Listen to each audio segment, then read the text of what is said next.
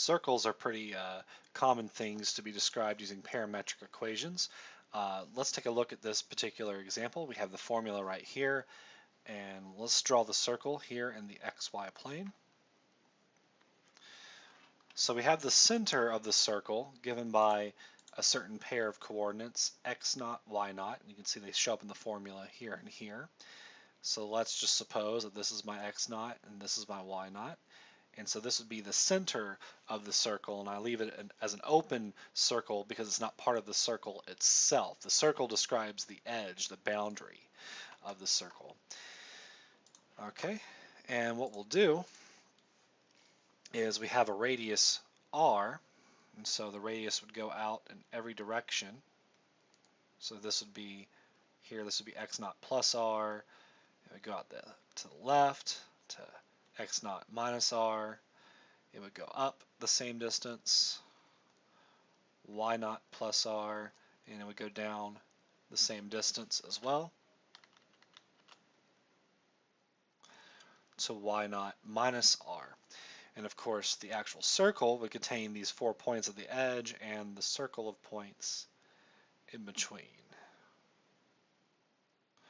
So the actual circle itself is just the boundary points going around the edge like so.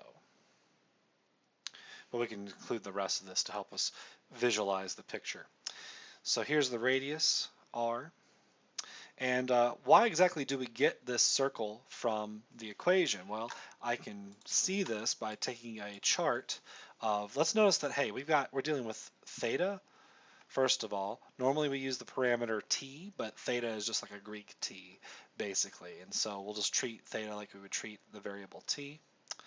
And so theta, what we could do is, here would be our x, here would be our y, and I could plug in the 5 main values for theta every pi over 2. And by plugging those in, we see that we get, when we plug in a 0, we get x naught plus r. And for y, we get a y naught plus a 0. And hey, here's the point, x naught plus r, comma, y naught. And then if we keep plugging in the points, we plug in pi over 2, we get x naught plus 0, y naught plus r. Well, that would be x naught, comma, y naught plus r. We get this point right here. And for all these angles in between, we get all these points in between. And then from here to here, we can kind of see that this would be theta is equal to 0, theta is equal to pi over 2. If we plug in pi, we get x naught minus an r, y naught plus 0. That's this point right here. So we get all these points in between, and here's theta is equal to pi. And then down to 3 pi over 2, we get x naught plus 0, y naught minus r. That's this guy right here, the intersection of these two coordinates.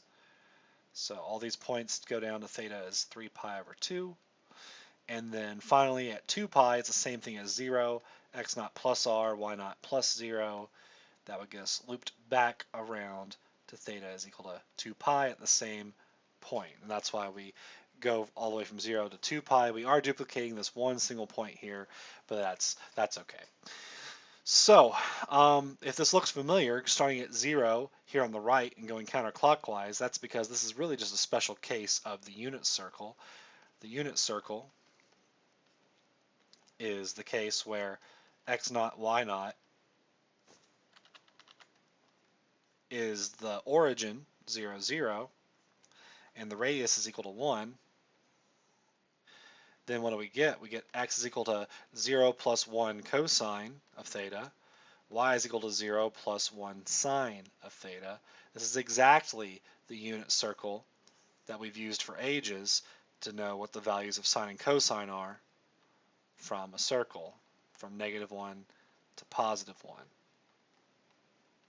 So this is just kind of a generalization of the unit circle, which is still usually defined from 0 to 2 pi.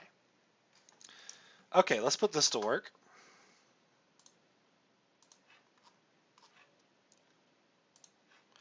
We're going to give a system of parametric equations for the circle x squared plus y squared is equal to 9. should be pretty straightforward. What we need to figure this out is, let's go ahead and put that formula back up on the page as well. So here's the formula, and hey, we got a system of parametric equations, and what we need is a center and a radius. And if we can identify those things, then we're good as gold.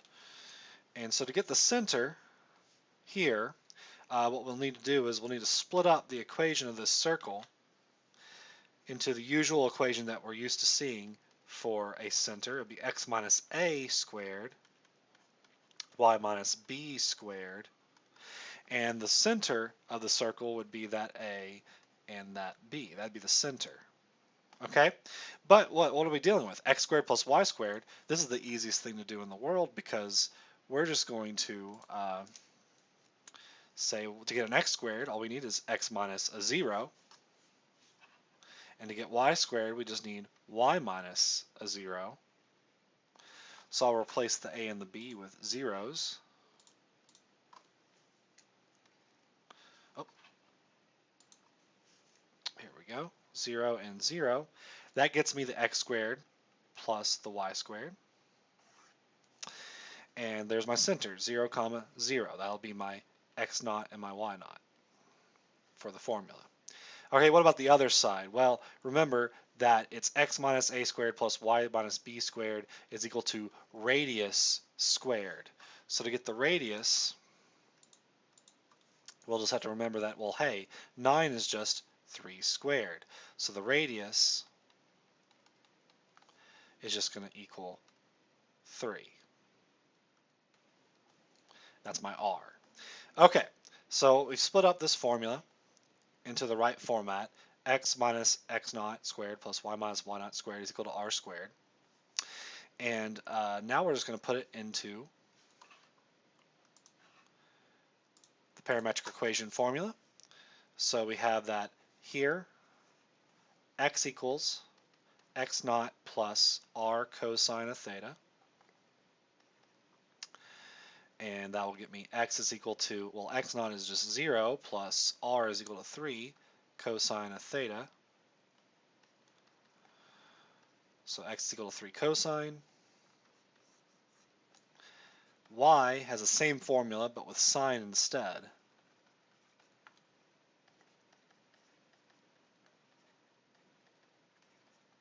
So 3 sine.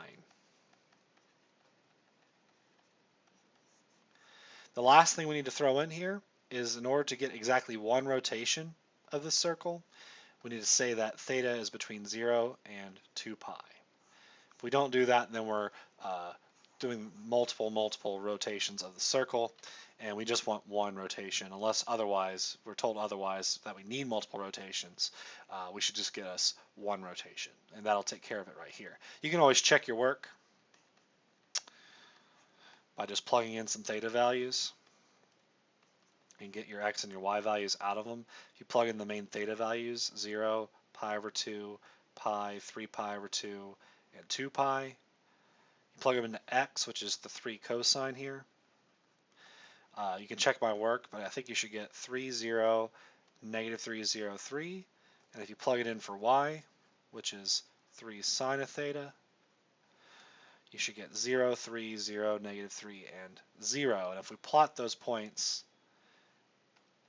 we get this point, then this point, then this point, then that point, back to this point. We do get a circle, and we do get radius 3. So it does check out if you want to check the work there. But the nice thing is we don't have to actually draw the circle to be able to produce the nice xy coordinates. The other way to check it, of course, is we have a nice formula, or a nice equation, excuse me, that we're supposed to satisfy. X squared plus y squared is 9. Well, does it? So here's the second check, if you want. X squared plus y squared would equal 3 cosine, just plug it in, 3 cosine of theta squared plus 3 sine of theta squared. That gets me 9 cosine squared plus 9 sine squared. Factor out that 9. Cosine squared plus sine squared is a big fat 1. 9 times 1 is 9. And that's the original equation. X squared plus y squared is 9. Okay. Now, it's possible, one of the downsides of the way that we've done this is that the rotation, if you follow along, here's theta is equal to 0, theta is equal to pi over 2, theta is equal to pi, and theta is equal to 3 pi over 2. Notice that our rotation is counterclockwise. And that's the default that we use in mathematics and physics, is a counterclockwise rotation. In Calculus 3, you'll deal with the right-hand rule, which makes that same assumption about counterclockwise default movement. But maybe you want it clockwise. Maybe your application involves a clockwise rotation. So if that's the case, then we have a new formula that takes its place. And all we do for this new formula, if you're getting a sense of deja vu, let me just point out the difference. The difference is we swap the sine and the cosine. So here's the sine and the cosine. They are swapped from what we had originally. And I'm not going to go ahead and do all the plotting of the thetas, x's, and y's. I'll just go ahead and skip to the punchline and draw the picture for you. The picture here is exactly the same as what we just saw. So we have a center, the center at x naught, y naught. We have the radius of r in every direction.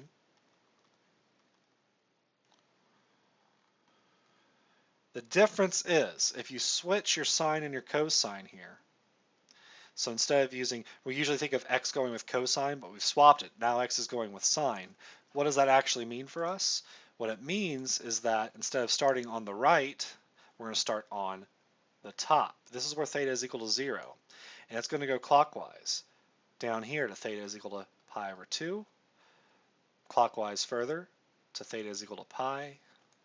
Clockwise further to theta is equal to 3 pi over 2 at this left point, all the way back to theta is equal to 2 pi. So it's a similar picture to what we had earlier. Let's see if I can pull that up.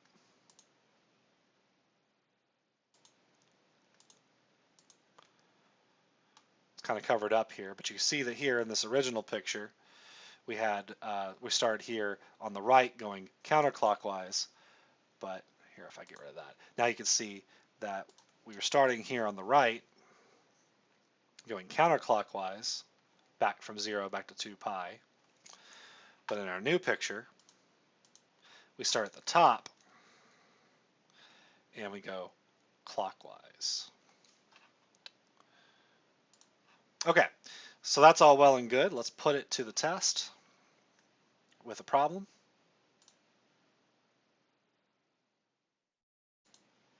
We're going to give a system of parametric equations, and the important thing to notice about this problem, we have to use this alternate formula because we are moving clockwise. We are told that we have to move clockwise. So let's take a look. What would that look like?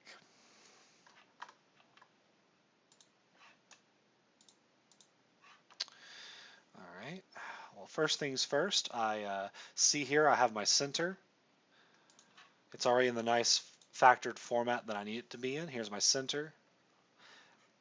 And let's be careful because the default for this formula involves minus. So the center here is actually the 3 without the minus.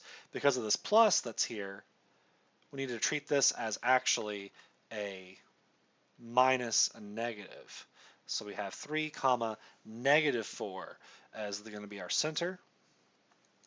The radius, well, it's equal to 25.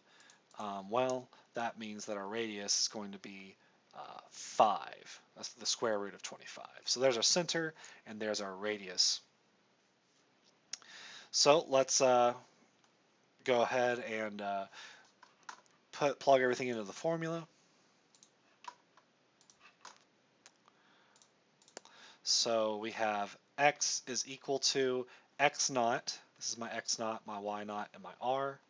So my x naught is 3 plus 5 sine of theta. My y is equal to y naught is -4 plus 5 cosine of theta. And I know that that's good. We're moving clockwise, and it's very tempting to just call it a day. The problem is I haven't satisfied everything I'm supposed to in this problem, right? I was told that I have to begin at 3, 1. Okay, so it's very tempting to say, well, let's just let theta equal 0 to 2 pi and call that a day. But does that really hold water? Because if I plug in 0, that would be my beginning, right? If I plug in 0, I get x equals 3 plus 5 sine of theta. All right? And then that will cancel to 0, so x is equal to 3. Well, that's fine. But what about the y value? Y is equal to, let's do, that would be -4 plus 5 cosine of 0. And that cancels. Okay, we do get y is equal to 1. So, all right, freaked out about nothing here. This actually does work, but I did have to check it that we actually started where we were supposed to. It's quite possible to get a very similar problem. So I drew this in red, but this is actually correct. But I did have to check to make sure it started at the point 3, 1 where it's supposed to. This is not really, sorry, I shouldn't have boxed that. It's not part of my answer. This is just checking to make sure that I did start at the correct form, the correct theta value. What if it had started at a different point though? So let's go back. This is the correct answer, but let's go back and adjust it. Let's suppose that instead we had, instead of 3, 1, let's suppose it started at, let's say,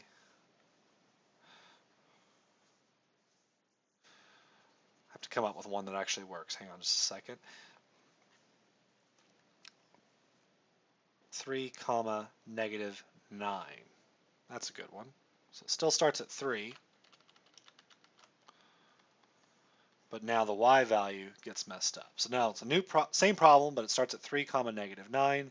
We would do all the same steps, but then we'd realize, oh nuts, y is equal to 1. That doesn't match up with my -9 that I wanted. So how would I fix that? Well, the way you would fix that is you would start at a different theta value. So let's walk through what we would need to do to figure that out.